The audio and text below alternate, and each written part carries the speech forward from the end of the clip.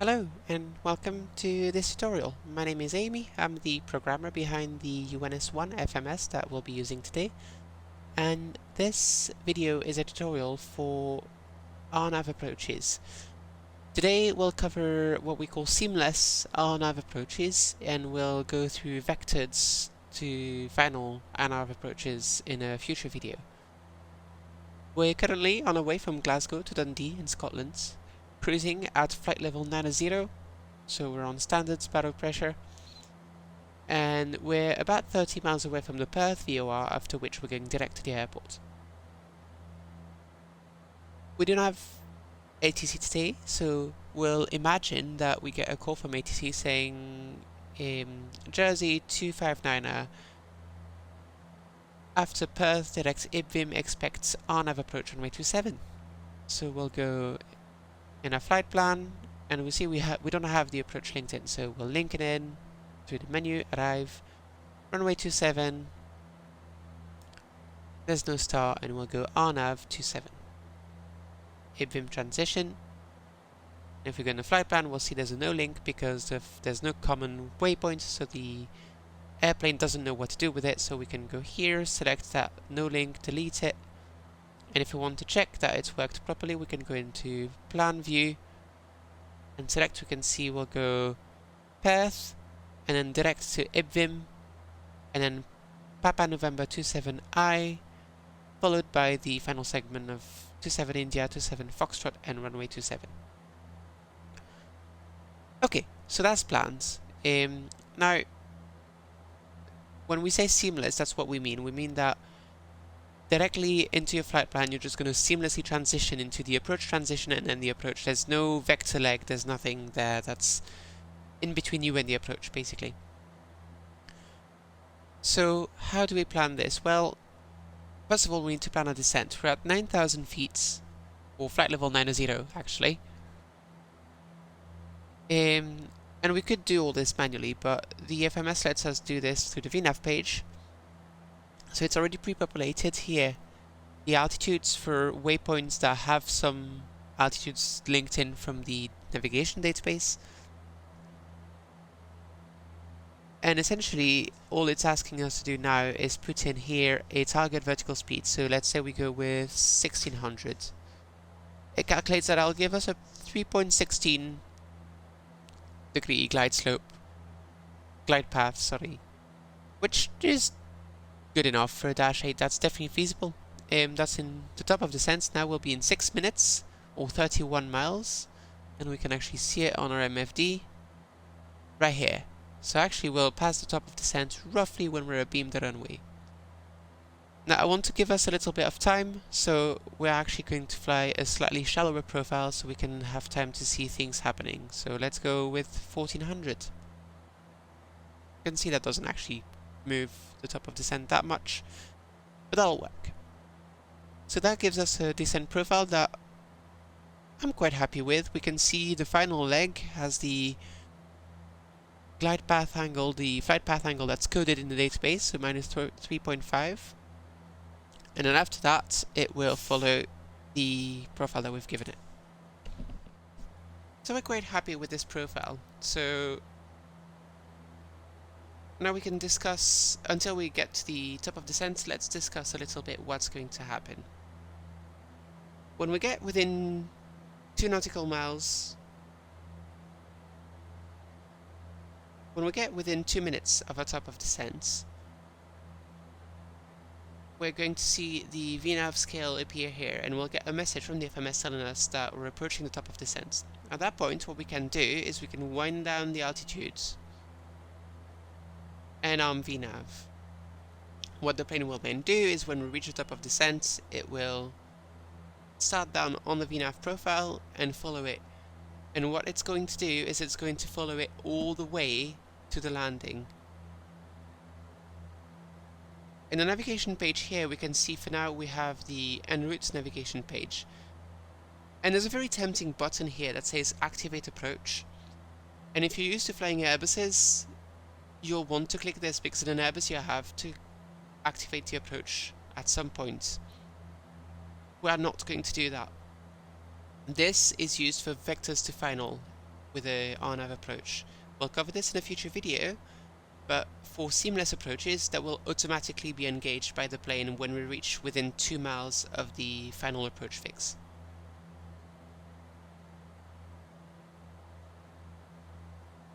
If we want to check, we'll notice that in the flight plan page here we've got crossing altitudes and not the database altitudes. If we want to check the database altitudes, we can go into menu and compressed, and this gives us the coded altitudes that we have from the database. You'll notice that the VNAV profile has made sure that these altitudes are cleared. If one of them is not cleared, the VNAV profile will modify itself to clear all of the constraints that are loaded from the database and that you've entered.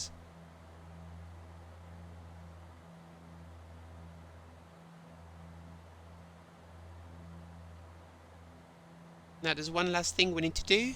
We're in the -8, there's 2 FMSs, and because the universal FMS is not quite there yet in terms of smarts, it hasn't copied the approach that we just linked in to the other sides. So we'll go into flight plan, menu, cross-fill flight plan from FMS1. Go.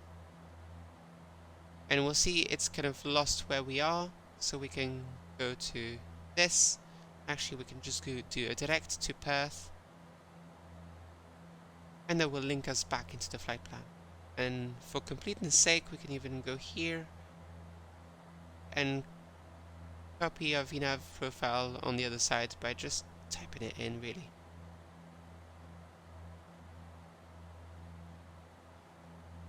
$104. This is roughly the same plan. I'm happy with this. We're now turning, and we can see we just had a message appeared on the FMS. Top of descent alert, the VNAV scale has appeared. So let's bug our first constraint, which is 2,800 feet.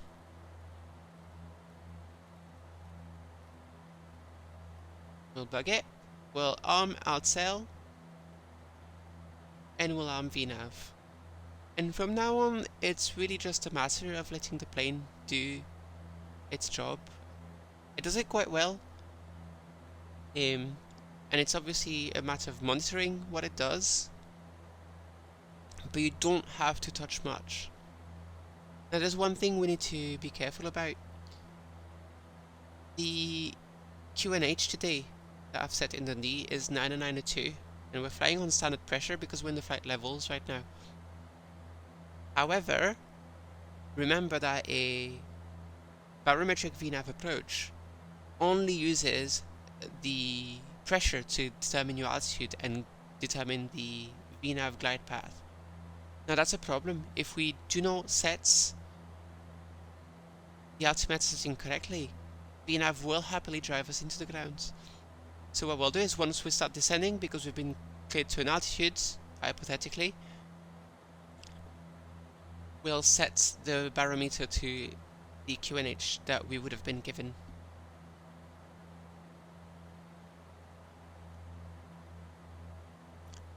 We're slowly making our way, and what we'll do is we'll pop out the flight displays so we can see what's happening in slightly more detail. So we can see our MFD here shows the VNAV crossing altitudes at each waypoint as well. We're now approaching the top of descent, and we can see the scale is coming down.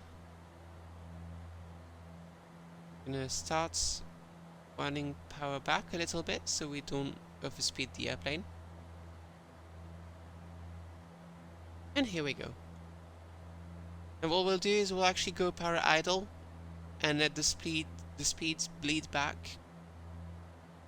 because we're actually quite close to our approach already, and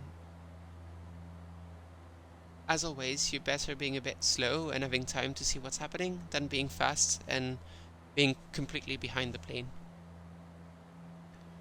So let's go on the nav page, and we can see we're still in en route nav, and it still prompts us to activate approach. We're not going to do this. We're going to let it activate it automatically when we get to the right point.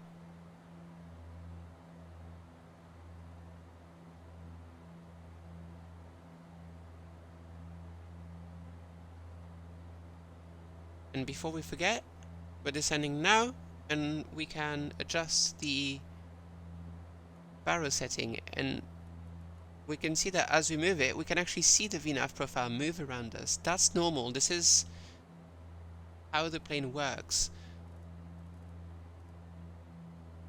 So one way to avoid what the plane is doing now, which is pitching up to try and catch the VNAV profile again, and we can see we're getting actually quite low on speed, is to do it very progressively, 1 or 2 hectopascal at a time.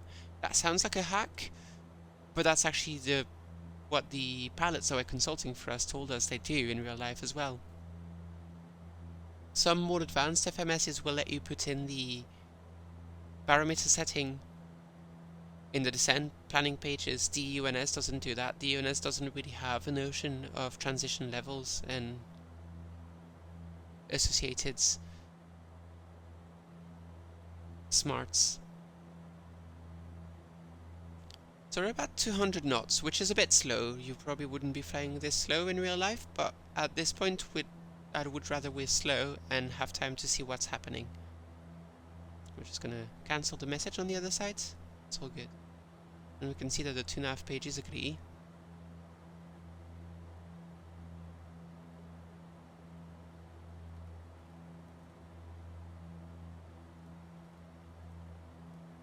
Waypoint alert, that's because we're 15 seconds away from that waypoint, and we're actually going to start losing speed again, because this is quite sharp turns and I'd like to not be blazing through the approach. Especially because we've seen the VNAV profile tends to drop on you quite a lot when you have sharp turns, so that can be a bit of a problem.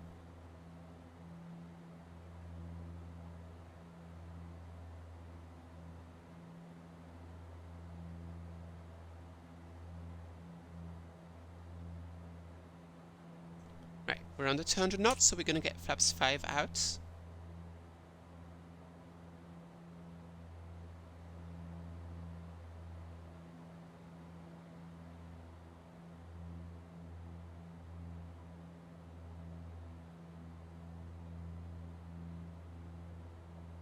I'm going to aim for about 180 knots. It's quite the right spot to be in. Gonna get landing lights on, turn the packs to min flow, turn on our auxiliary pumps. You'd probably do this at gear down in real life, but once again, we're single pilots, and our plan today is to demonstrate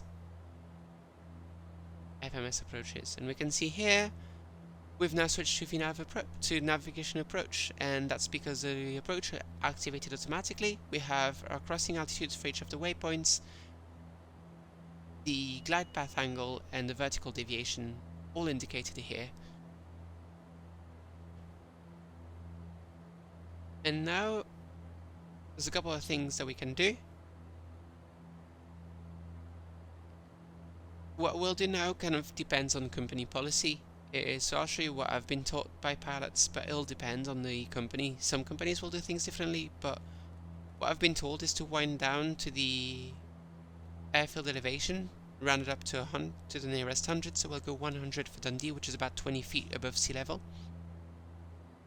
And what we'll do is, as part of our gear down and landing checklist, we'll wind the altitude back up to the missed approach altitude, which is 3000 for us today.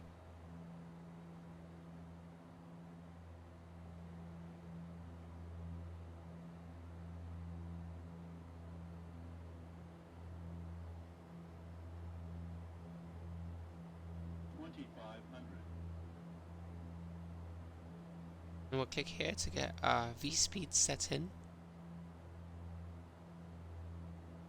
And you know what, we're single pilots, let's configure a bit early. So we'll go gear down. We'll go props to max. Wind the altitude back up to 3000 and get flaps 15 out. Before you wind the altitude up, you want to be very careful to disable alt select, otherwise the autopilot will capture the altitude and you will lose your place on the VNAV profile. We're under 145 knots, so we can go flaps 35, pardon me.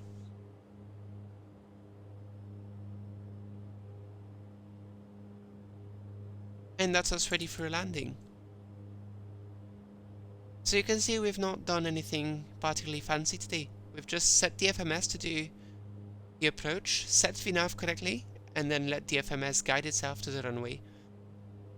You can see here the pappies are indicating 3 reds. That's because the VNAV glide slope and the pappies are not coincident in Dundee. But that's something you want to check. That's something you want to be careful about. It's normally marked on your plates, and you want to make sure that if the pappies are supposed to be coincident with the VNAV glide slope, you want to make sure that they're indicating 2 reds, 2 whites.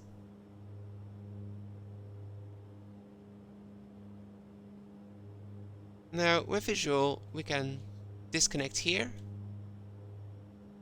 AP is disengaged, and we can just fly the rest of the approach manually. So remember, in the dash, you want to avoid big changes in pitch or big changes in power. On approach with full flaps out, especially, the dash is very responsive to power, which means that sometimes being a bit low is just a matter of increasing power a little bit, and that will get you on profile better than if you try to chase the pitch around. Flaps 35, I'm aiming for about 1 degree nose down, because it's a slightly steeper glide slope than you'd be used to normally. And at this point I'm just making small adjustments. We're looking at the runway ahead. Everything's looking good. We're on glide slope.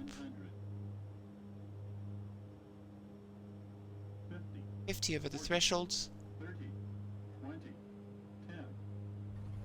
It's a bit firm, but Dundee's a short runway. Light pressure on the brakes. And here we are. Folks, if you followed this tutorial, thank you very much. I hope this helps you understand how to fly an RNAV approach using the UNS-1 FMS. Once again, a pretty simple process. The steps are just link your approach in, set your VNAV profile, and then in the nav page check that the approach activates correctly. And that's all you need to do. The plane will fly the approach all the way down to the runway. Make sure, remember, to set your parameter setting correctly. Thank you very much for watching, and I'll see you next time in a video on how to fly vectored RNAV approaches.